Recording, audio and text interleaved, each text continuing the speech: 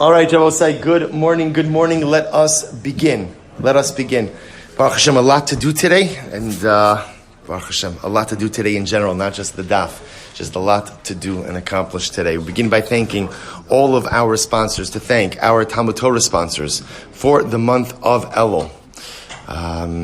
Get to them in just a moment. To thank our Talmud Torah sponsors for the month of Elul, Shaindy and Avraham Kelman, for dedicating all the Shiur and Drushos this month in honor of Yechiel's engagement to Ilana Falick, and in memory of their parents, Jerome and Bernice Kelman, and Alexander and Friderica David. To thank Barak, Maia, Sandy, Hoffman, Dora, Lemus, and Avi Melamed for dedicating all the Shiur and Drushos this month in memory of Reuven ben Emanuel. To thank Ayal Sara Steinberg for dedicating the Shiurim this month in the zechus of refuah shelema for Shulamis bas Susha. To thank our Daf Yomi Shiur for dedicating the Shiurim this month in the zechus of refuah shelema for Yehuda ben Michal. To thank our Week of Learning sponsors, Hilary, Jacobson, Kent, and Akiva Kent in memory of Mordechai, Menashe, Ben Shmaryahu, Milton Jacobson, Zichron Livracha. To thank Nathan and Beth Adler for dedicating the Week of Learning in memory of Ben Adler, Achaber Baruch, Mordechai, Ben Moreno, Rab Nassan, Zichron Livracha. We hope that in the merit of our Talmud Torah, the Neshama will have an Aliyah and the family in Nechama. We thank our additional sponsors today, our Daf Yomi sponsors, Barak, Fishel, and Sonia Koslovsky, for dedicating the Shiur today in honor of the birth of a son to their daughter, Penina Rivka Shacht, son-in-law Yosef Shacht, Mazel Tov, to the Koslovsky, to the Shacht Mishpacha. What a beautiful, beautiful way to close out 1 year, and the Mirza Hashem paved the way for the other. Mazel Tov, Baruch V'Zocha, Lachnisa B'Risa Shalom Avinu Bizmano. And we thank our Shiur sponsor today, Seidin Semahakin, for dedicating the Shiur in the zechus of a refuah shelema for Tova, Talia Miriam Bas Orly Yehudit. We hope that in the merit of our Talmud Torah, she will have a complete refuah together with Kol Cholei Yisrael. Rebose, with that, let us begin. Today's daf is Pei Aleph, 81. And we are picking up Emir Hashem on the bottom of Pei Amud Beis at the Gemara. Thank you to Rabbi Richter for giving such a wonderful shiur yesterday. And Rebose, let's go. Ibaylahu. Here we go. A lot to do. Ibaylahu. Shomeres Yavam Shemesa. So here's the interesting case. Let's say you have a Shomeres Yavam who dies. So remember again, we know our case of Shomeres Yavam. We're experts in Yibum already after we spent, how long was it Yavam? It was 5.5 years, I think it was, in Yavam. So remember again, Reuven's married to Rachel. Reuven dies without children. Reuven has a brother who survives him, Shimon. Shimon has an obligation to do Yibum with Rachel. So before Yibum occurs, so Rachel is called a Shomeres Yavam, a woman who is essentially waiting for Yibum. So what's that? So let's say again, Rachel passes away. So what is the halacha? Shomeres Yavam Shemesa Mikovra. Who has the obligation to bury her? An interesting shayla. So the Gemara says, let's analyze this. Yershi habal kavrila, the karyasi ksuba. Do we say the inheritors of the husband? I both say, who are the inheritors of the husband? So remember again, do we say that now remember, the inheritors of the husband is Shimon, right? Shimon is the brother, because remember again, when Reuven passes away, so Reuven's family inherits him. So do we say that essentially again, it's the husband's family who has the obligation to go ahead and bury her? Oh, Dilma Yershia Av Kabrila. Or maybe it's the inheritors of the father. And I will say the inheritors of the father in this context means who? Her inheritors. Because remember again, Haloch Halanaisa, again, she also has inheritors from her family. So essentially we're asking, who has the obligation to bury her? Is it her husband's family? In other words, we frame that as those who inherit the husband. Or is it her family? We term that as the inheritors of the father. So the Gemara says, let's analyze this. Amrav Amram, Tashma, Disanyo, Shomeres Yavam Shemesa. If a Shomeres Yavam dies, top of Pei Aleph, Yersheha, Yershek Suvasa, Chayavim Bikvurasa. Her inheritors, interesting, Yershek Suvasa. Those who inherit her Ksuva are obligated to go ahead and bury her. And I both say, who inherits her ksuva? Remember again, it's not her family. Ultimately, again, Yershek Suvasa will be her husband's family. Look at Rashi just a moment. Osan Yarshim Ksuvasa Chayab Mikvurasa. Now remember again, this is a different kind of case. Because remember, this is a Shomeres Yavam. So that means, again, remember, when Reuven dies, now Rachel falls to Yibum to Shimon. Now remember again, who inherits the estate of Reuven? Who inherits that estate? essentially it's Shimon. So now the ksuva, remember again, is levied against the estate as well. Remember, that's why we know Shimon the Yavam doesn't write a new ksuva, right? Whose ksuva does he use? He uses the old ksuva. So halacha l'maisa, again, when we say Yarshei Ksuvasa is essentially the husband's family. Since they inherit the ksuva, they also have the obligation to bury her. Abaye says, Afanan Tanina, we also learn this. The Gemara says, Afana nami tanina, amona nizonis minichse yisomim. An amona is sustained from the estate of the yisomim, umaise yadah shalahan, and any earnings she has belong to them as well. Ve'ein chayavin bikvurasa, but they are not obligated in her kvura. They don't have obligated in her kvura. Yarsheha, Yarshei Ksuvasa, chayavin bikvurasa. But her inheritors, those who inherit her ksuva, they are chayiv to go ahead and bury her. The Gemara says, but 1 second. Ve'ezo hi amana sheyeshna shnei yarshin. Who is the amana who has 2 sets of inheritors? Who is that? Avi Omer, zu shomeres yavam. Ultimately, I will say this is the case of a shomeres yavam. So I will say it's very interesting. The shomeres yavam herself has 2 different sets of inheritors. On one hand, again, she has the inheritors of her deceased husband's estate, which is now the Yavam, right, Shimon and the family, and her father's family, who are the inheritors, ultimately, again, of any of her properties. Therefore, Abosai, the Gemara wants to suggest over here that those who inherit the Ksuva, ultimately, again, are the ones who would be chayiv for her Kvura. Who inherits her Ksuva? And Abosai, I want to be clear. When we're speaking about her Ksuva, what are we talking about? We're talking about the 100 or the 200 zuz. What are we not talking about? Nichse melul, nichse tzon barzel. That's not when we say Yarshei Ksuvah. So we're talking about who is it that stands to quote unquote inherit the Iker Ksuva. Who inherits the Iker Ksuva over here? It's the husband's family. So because the husband's family inherits the Iker Ksuva, therefore halacha l'maisa, they also have the obligation to bury her. And Rabosai, that is indeed how the Rambam Paskins in Hilchos Ishus, Parachav Beis Halacha Yud, V'Yarshei Habal Chayavin Bikvurasa. Those who inherit the husband are the ones who are obligated to go ahead and bury her as well. So therefore, just to reframe, I'm giving you the halacha a little bit early, but just because I want to make it clear. So remember again, Rachel's married to Reuven. Reuven dies without children. Rachel now falls to Yibum to Shimon, Reuven's surviving brother. So now what's the halacha? Now Rachel dies. When does Rachel die? Before Yibum has been performed. Shabbos say, what's the shaila? Very simple shaila. What's the shaila? Who pays for the levaya? That's it. Who pays for the levaya? Shabbos says, so again, the Gemara essentially comes to the conclusion, obligation of burial is tethered to ksuva. So whoever inherits ksuva, ultimately again assumes obligation of burial. In this case, the ksuva, remember again, is always against the estate of Reuven, the deceased husband. Who inherits the estate of Reuven? His surviving brother and family members. Just as they inherit the ksuva, so too they inherit the obligation to go ahead and bury Rachel. Good. So I'm Rabba, sorry. So again, I gave you the conclusion before the sugyas worked through, but again, we'll go through it now. Rabba, so Rabba says, why can't the surviving brother Shimon, why can't Shimon say, listen, I'm just inheriting my brother, right? That's all I am. Why should I assume any level of obligation for the burial of Rachel? Because essentially we come upon him from 2 different directions. If you truly inherit your brother, that means you also inherit what? The ksuva obligation. If you inherit the ksuva obligation, then halacha l'maisa, you have an obligation to bury his widow, to bury your yavama. And by the way, if you're not going to bury the wife, no problem, yitin ksuvasa. Then what should you do? Pay out the ksuva. Pay out the ksuva, and then the burial expenses will be paid ultimately again from the ksuva itself. Amarle, hachi ka'amina. This is what we mean to say. Amarle, hachi ka'amina. Ach ani yoresh, as ishto einani kover. So again, why can't the surviving brother say, listen, I'm just inheriting my brother. Had there been Yibum, I'm going to do Yibum. But why should I assume the obligation to bury her?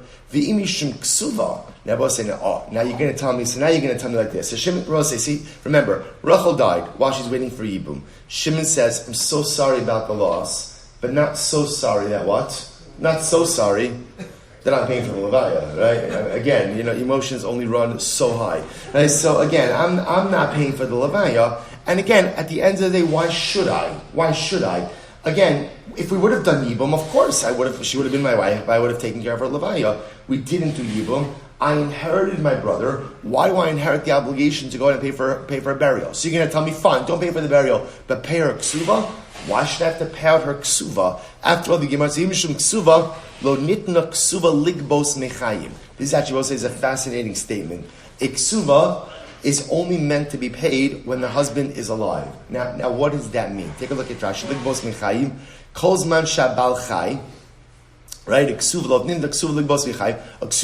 is not payable while the husband is still alive. So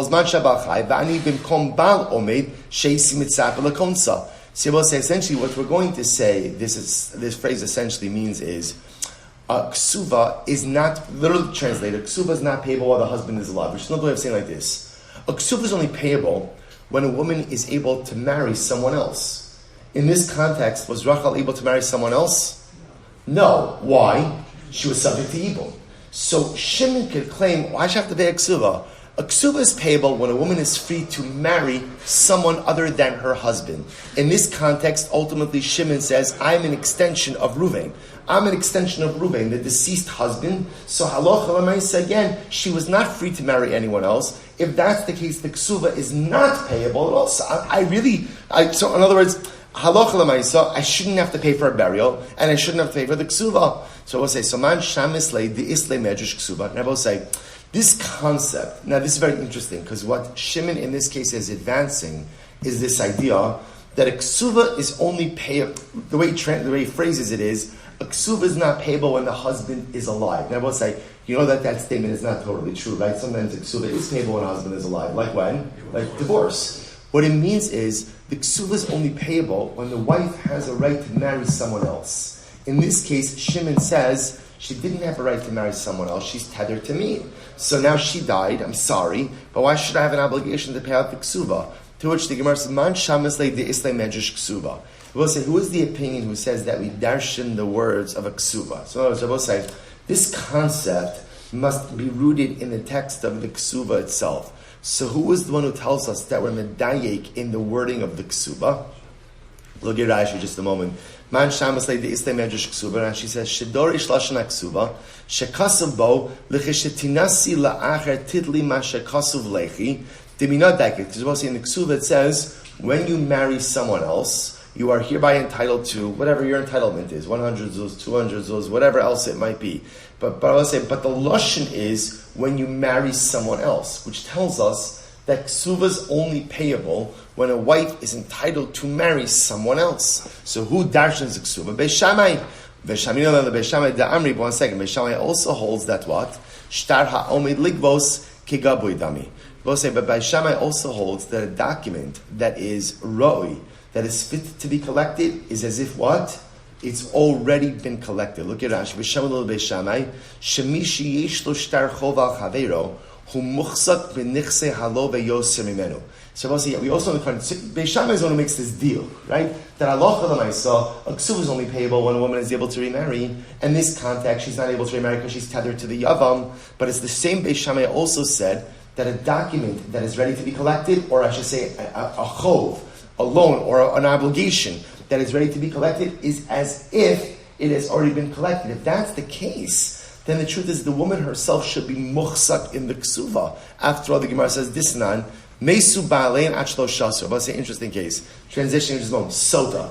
Who's Sota? Sota is a woman who is suspected of committing adultery. Now remember again, we go through a whole process. She's warned in front of two witnesses, violates the warning. So now halacha l'maisa, her husband brings her to drink the Sota in the Beis Hamikdash. What happens if halacha l'maisa, the husband dies before the bitter waters are administered to her? What happens in that context? Mesu ba'alein achlo shasu. What happens if the husband dies before the wife gets to drink? So Beis Shammai omim not los ksuva sevelo shosos. Beis Shammai says she gets her ksuva and she does not have to drink. Beis Hillel omrim o shosos o not los o lo not los ksubasa. Beis Hillel says no. Either you drink or you get your, oshosos, either you drink and get your ksuva, or you don't drink and don't get your ksuva. To which the Gemara said, 1 second. Oshosos, olonokos ksuvasa. So Gemara says, oshosos. How could the wife drink once her husband is dead? After all, the Torah says that in order for the wife to drink, what has to happen? Her husband has to bring her to the Kohen. And in this context, the husband can't bring her. Why? Yeah. He's dead. To which the Gemara says, Ella, rather what Beis Hillel means to say is like this. Mitoch shalosh shosos lo not los ksuva. Rather what it means to say is like this. Since the wife cannot drink because her husband is dead, therefore what? She does not get her ksuva. So let's go back. Beis Shammai says, not los ksuva savalo shosos. So Beis Shammai says she takes her ksuva, she gets her ksuva, and she does not drink. So Rabbi says, it's fascinating halacha. See, here you have this woman suspected of adultery. The process could not continue because the husband died. So therefore, halacha l'maisa, what do we say? She gets her ksuva. She can't drink, but she gets her ksuva. So the Gemara says, va'amai. But why should she get to drink her ksuva? Why should she get to take her ksuva? Va'amai. Sveikahu, safek zanoi, safek lo zanoi. Now we'll say, remember again, what's the safek? Maybe she committed adultery. Maybe she didn't commit adultery. V'ka'asi safek umotzi midei vadai. And I will say, so tell me. So we'll say, so why should a safek, right? The safek motzi midei vadai. So we'll say, so interestingly enough, halacha l'maisa. So there's a safek that she committed adultery. Now, what's the halacha if a woman committed adultery? She loses her ksuva. So the safek come and go ahead and obliterate the vadai, which is that at one point in time she had a ksuva. Kasavri Beis Shammai shtar ha'omed legabos kegaboy dami. So we'll say this is incredible. Beis Shammai holds that halacha l'maisa, any document that is fit to be collected is as if it's already been collected. Beis Shammai views that a woman is in possession of her ksuva. That's how he views it. Since there's an entitlement that's there, therefore Beis Shammai views it as if she is in possession of it. So interestingly enough, Beis Shammai will therefore hold that halacha l'maisa in this case where there's a safek. Did she commit adultery? Did she not commit adultery? And right, if she committed adultery, she loses her ksuva. If she didn't commit adultery, ultimately she doesn't lose her ksuva. So halacha l'maisa, the Gemara says like this: the safek that maybe she committed adultery will not remove the vadai. What's the vadai? The vadai is that she is in possession, so to speak, of the ksuva. That's what Beis Shammai says in a case where the husband died, he couldn't administer the bitter waters to her, she'll collect her ksuva. So we'll say, so therefore again, so remember again, what's our case that we're going back to? What's our case? We're going back for just a moment and trying to figure out, Rachel died while waiting for Yibum, right? Rachel was married to Reuven. Reuven died without children. Rachel is the Shomeres Yavam to Reuven's brother Shimon. Now while waiting for Yibum, what happens? Rachel dies. So what's the shayla? Who buries her? So the Gemara wanted to suggest that halacha l'maisa, we should say to Shimon, listen, either bury her or pay her ksuva. Ultimately, again, but now the Gemara is saying, so why would you have to pay her ksuva? It must reflect the view of Beis Shammai, because Beis Shammai says something that you're entitled to is as if it's already been collected. In which case, perhaps she really had the ksuva already. But here's the problem. What about the phrase, what about the fact about say that the ksuva itself says that the ksuva is only payable when ultimately, again, she is able to marry someone else. And here she is not able to marry someone else because she is tethered to the yavam. What about that piece? Ravashi says, yavam nami ka'acher dami. That's easy. Ravashi says, no problem. The yavam is an acher. Right? The yavam, in other words, will say, in other words, when she married Reuven, and in the ksuva it's written, when you are able to marry someone else, ultimately you can collect your ksuva, falling to Yibum, being subject to Yibum, and now being ready to marry Shimon, that's also acher. That satisfies that clause ultimately again of when you're able to marry someone else. So I will say, again, I showed you the Rambam a little bit early in the sugya, so the way we pass in halacha, I will say is, and I just want to point out just the logic. Remember, the obligation for a husband to bury his wife is t'na'i ksuva. That's one of the obligations in the ksuva. So essentially what we're going to say is like this. Halacha l'maisa, whoever pretty much owns the ksuva is going to have the obligation of burial. That's really what it comes down to. So in this case, when Rachel dies, waiting for Yibam with Shimon, who inherits the Kesuva? Who inherits the Kesuva? It's Reuven's family, Shimon and the remaining brothers. They inherit the Kesuva. When we're speaking about Kesuva, what are we talking about? 100 or 200 zuz. Property she brought into the marriage, Nichse Melug, Nichse Tzon Barzel, that reverts back to her family. But who inherits the Kesuva? It is Reuven's family, the deceased cousin's family. So Shimon, the other brothers, they inherit the Kesuva. Once they inherit the Kesuva, they also assume the obligation to pay for Rachel's burial. That's how he passes. Beautiful. Shalach le Rav Abaye, v'yad Rav Shmaya bar Zera, umi nitna Kesuva ligbos mechayim. But one second, let's analyze this. So is the Kesuva really collectible while the husband is still alive? Which is, again, another way of saying a Kesuva is only collectible when a woman is able to marry someone else. So if the husband, so to speak, is alive, and we're including in the husband that Yavam as well, is the Kesuva really collectible? To which the Gemara says, Vatanya, Rabbi Abba Omer Sha'alti es Sumchus. I once that Sumchus. We'll say, fascinating case. Harotze Shiyimkar b'nichse achiv ketzur oseh. Rabbi say, listen to this fascinating case. Shabbos say, so now remember, what we're asking now here is a very simple question. We're asking here is halacha l'maisa. How do we view the Kesuva while Rachel is waiting for Yibam with Shimon? How do we view that? Do we view that ultimately, again, like we just said before, that Shimon, the Yavam, is an Acher, is another person, and therefore essentially the Kesuva is collectible by Rachel? She's not going to get paid out, but it's technically collectible. Or do we say, no, the Yavam stands in place of who? Of the husband, of the deceased brother, and therefore, again, she's not permitted to any other man. If she's not permitted to any other man, then Allah the Kesuva is not collectible at all. But I will say, the reason why this question is very important is as follows. Let's say again, Reuven dies, Rachel falls to Yibam before Shimon. And now what happens? Shimon wants to sell property. Right? He wants to sell property that belonged to Reuven, right? Because now he effectively inherits the estate. He wants to sell property. Can he sell property from the estate? Can he sell it? Technically he can, but here's the problem. What's the problem? All property of Reuven's estate is what? Is encumbered to Rachel's Suva. So here's what I will say. Often people don't, it's even today, right? What do you do? What do you do when you go ahead and you want to buy property today? The first thing you do, a title search, right? You want to make sure there's no liens against the property.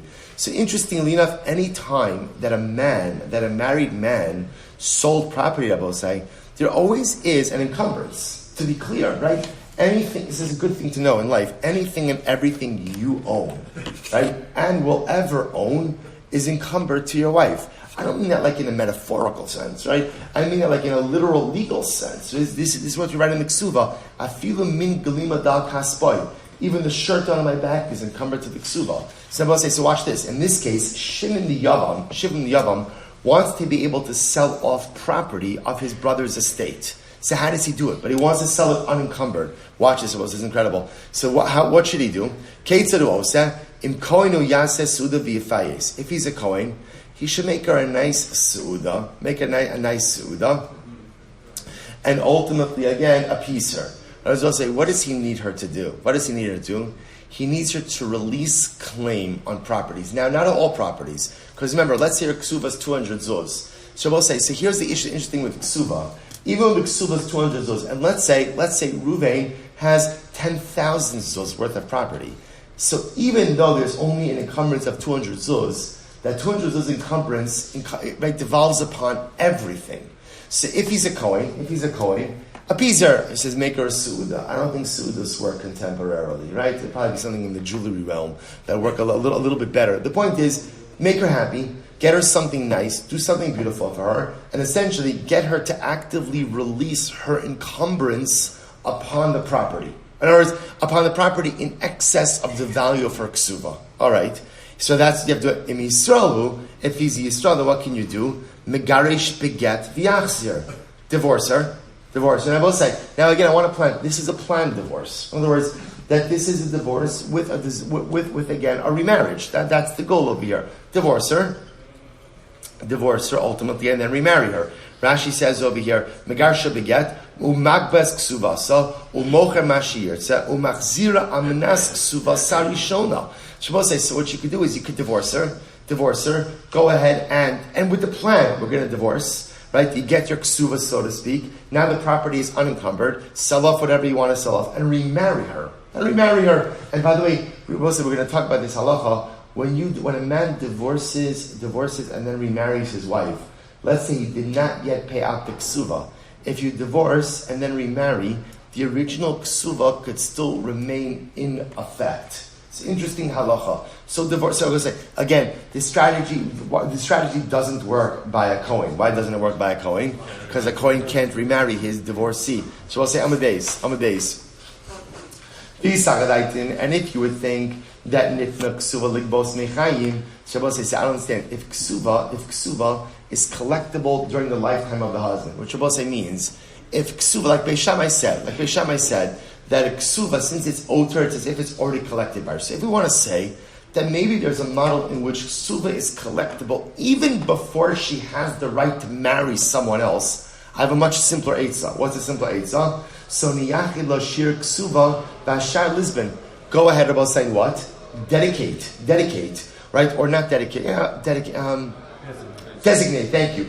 Designate specific properties for the payment of the ksuva, and that lifts the lien from everything else. In other words, I don't understand, what's the big deal here? Why do you have to start with making a su'uda, divorcing her, remarrying her? It's very simple. Her ksuva is worth 200 zuz. Just go ahead and say, hey, Rachel, properties A and B combined, they're worth 500 zuz. More than enough to satisfy your ksuva. We'll take into account depreciation also. Let those fields be your ksuva. Lift the lien from the rest of the properties, and let the husband or the yavam go ahead and sell off whatever he wants. To which the Gemara says, "Well, tamech v'loso masnisin." 1 second. If that was true, I guess we'll say pay aleph on base 81b, 3 lines down from the top. Well, the tamech, according to that reasoning, v'loso masnisin. As from the Mishnah, lo yomer lo harik ksuva seich munechas leich ala shulchan. We'll say in general from our Mishnah. What did the Mishnah say? A man cannot say to his wife, your ksuva is sitting on the table. Or we'll say, now what does it mean your ksuva is sitting on the table? What the Mishnah is saying is a man cannot go ahead and, in the ksuva, identify a specific source of payment. In other words, let's say a man says like this, Rachel, your ksuva is 200 zuz, your ksuva is going to be paid from the 3 bars of gold that I have in the safe. Right? Mishnah says you can't do that. Ella, kol mechasav achrayim l'ksuvasa. Rather, we'll say, what do we say?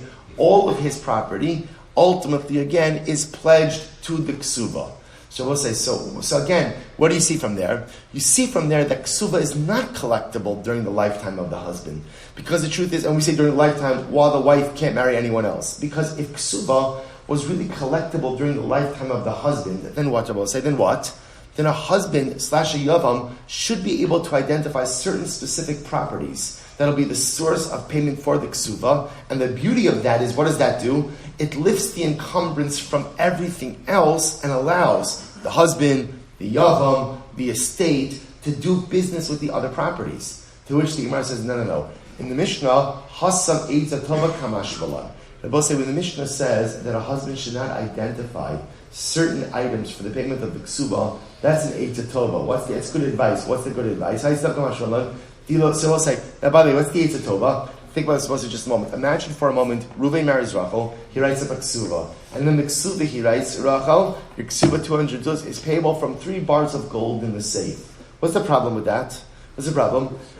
If something happens to the gold, right, let's say the gold is stolen, what does Reuven now have to do?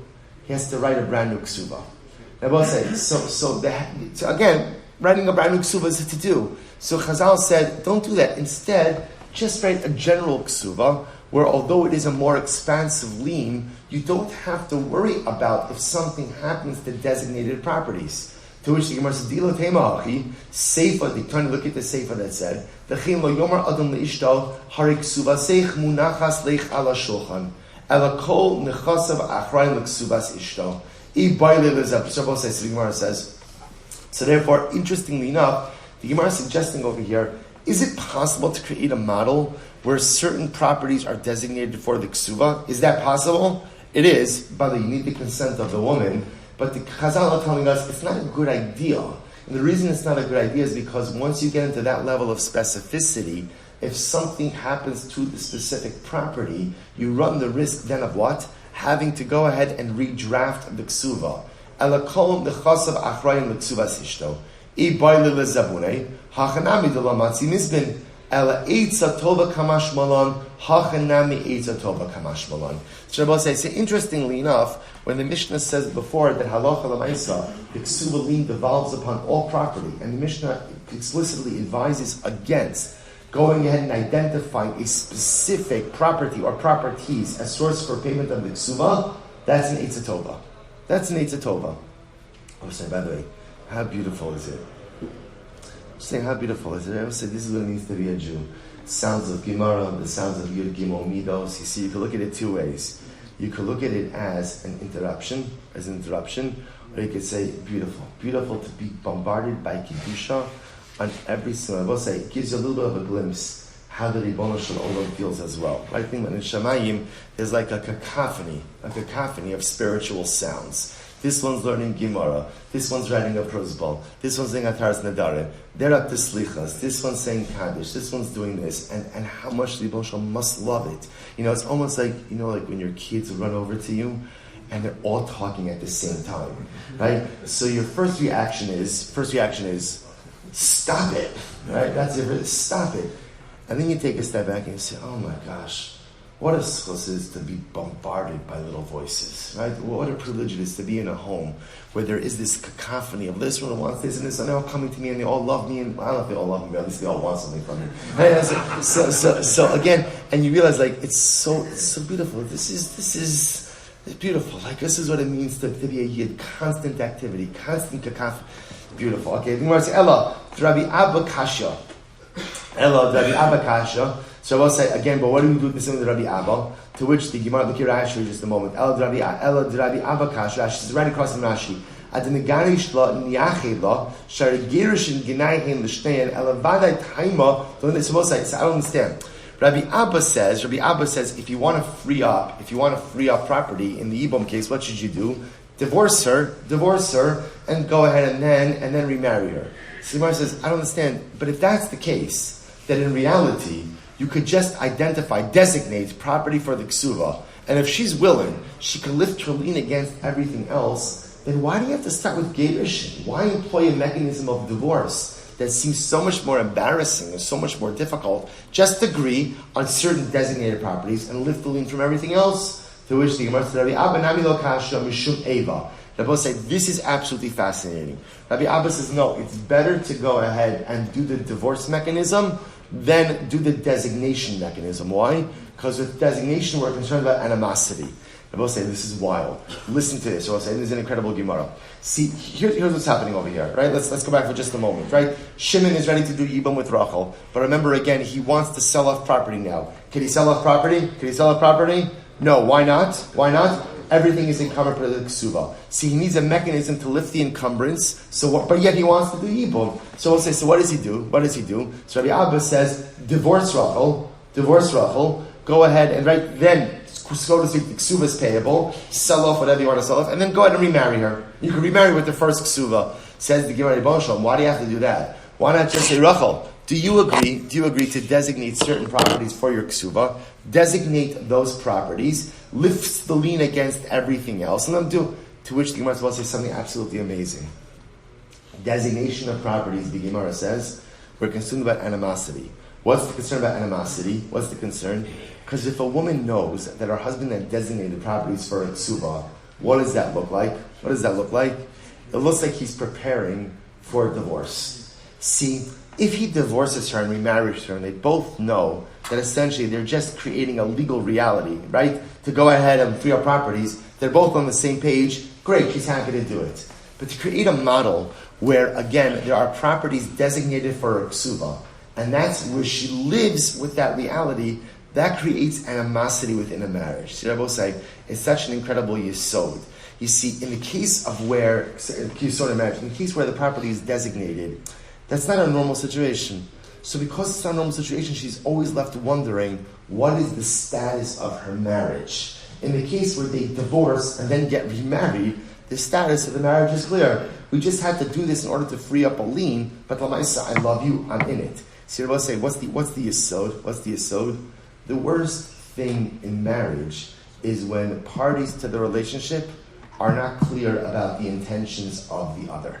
Right? When you live with the specter of ambiguity in a marriage, that undermines fundamental shalom bias. If I don't really know what you're thinking, and I don't really know where you're holding, it's almost impossible to build a marriage. If I know where you're holding, I know exactly, okay? And even though I know where you're holding, and by the way, there's going to be some difficult times, you're going to get divorced, you're going to get remarried, there's going to be ups and downs, but through the ups and downs, I know where you're holding. Then at the end of the day, we can build marriage. And I both say, the same thing that's true with marriage is also true in our relationship with Hashem. So I both say, the worst thing in our relationship with Hashem is ambiguity. Are you in or aren't you in? See, and the emotion wonders that sometimes. Are you in or you're not in? See, if I'm in, even when I make mistakes, even when I mess up, and even there are days when I check out. But Kadosh Baruch Hu knows, even when I check out, I'm really in. I'm committed. I'm just struggling right now. As long as the Kadosh Baruch Hu knows that I'm in, as long as there's no ambiguity, a relationship can handle ups and downs. Where there's ambiguity, that erodes at the very fundamental fabric of a relationship. It's true in marriage, it's true in emotion. What the emotion wants from us more than anything is like this. They will say this right before Rosh Hashanah. Again, amazing timing in this Gemara. What does HaKadosh Baruch Hu want from me, from my relationship? Two simple words. I'm in. Those are the words you have to say. I'm in. I'm in doesn't mean I'm always going to be perfect. I'm in doesn't mean I'm always firing on all cylinders. I'm in doesn't mean that I always what I'm supposed to do. What it means is even when I mess up, I'm still in. Incredible. Let's go back there. So the Gemara says, "Who gavra denafle leivam pumadisa?" I'll say just a few more lines. Then we'll stop for today. Who gavra denafle leivam pumadisa? There was a guy whose brother died, and now his sister-in-law falls to Yibam Tim Pumpadisa. Get ready for this. Boy achula mifsalei begita minei. Shabbos says, just imagine the scene. Reuven's married to Rachel. Right? Reuven dies. So now Rachel falls to Shimon. Let's assume Shimon's the oldest brother. Right? So he falls to Shimon and Yibam. What happens? They have another younger brother, Levi. Levi wants to give a get to Rachel. Now, why does Levi want to give a get to Rachel? Because Levi wants to share in the inheritance of Reuven's estate equally with his brothers. Here, we'll say, let's play this out. If Shimon does Yibam, who inherits Reuven's estate? Who inherits it? Shimon. Totally. If Shimon does not do Yibam, but he does Chalitza, so who inherits the estate? All of the brothers equally. So Levi, it's always the little brother, right? So Levi says, I don't want you to do Yibum, because if you do Yibum, you get all of Reuven's estate.